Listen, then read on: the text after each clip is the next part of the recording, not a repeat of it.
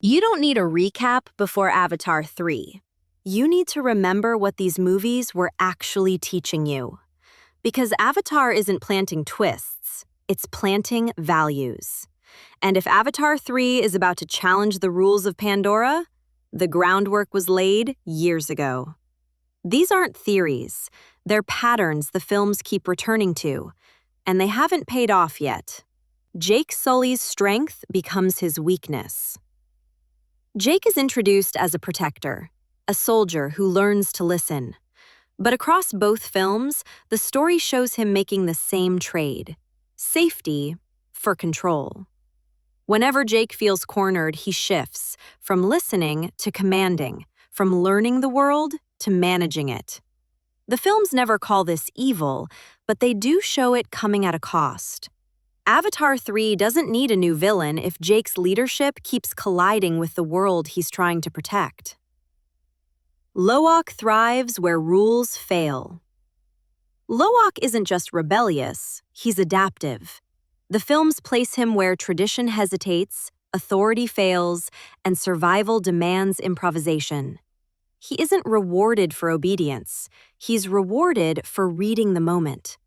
Which suggests Avatar isn't preparing a hero who follows rules, but one who survives when the rules break. Payakan changes what exile means. Payakan's story quietly challenges an old assumption that being cast out means being wrong. The films treat his exile with empathy, not shame, and they show his moral clarity existing outside the system that rejected him.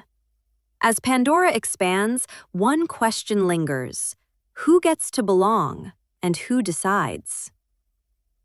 Grief stops being a battle cry.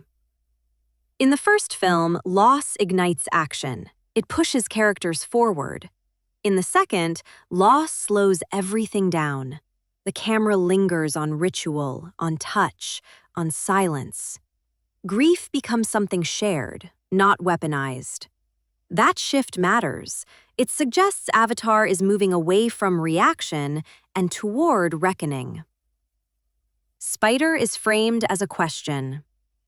Spider is rarely centered, even when the story depends on him. He's positioned between worlds, loyalties, and identities. The films don't rush to define him. Instead, they let his presence destabilize certainty. Avatar 3 doesn't need to tell us who Spider is yet, only how much he unsettles everyone else. Quaritch loses certainty first.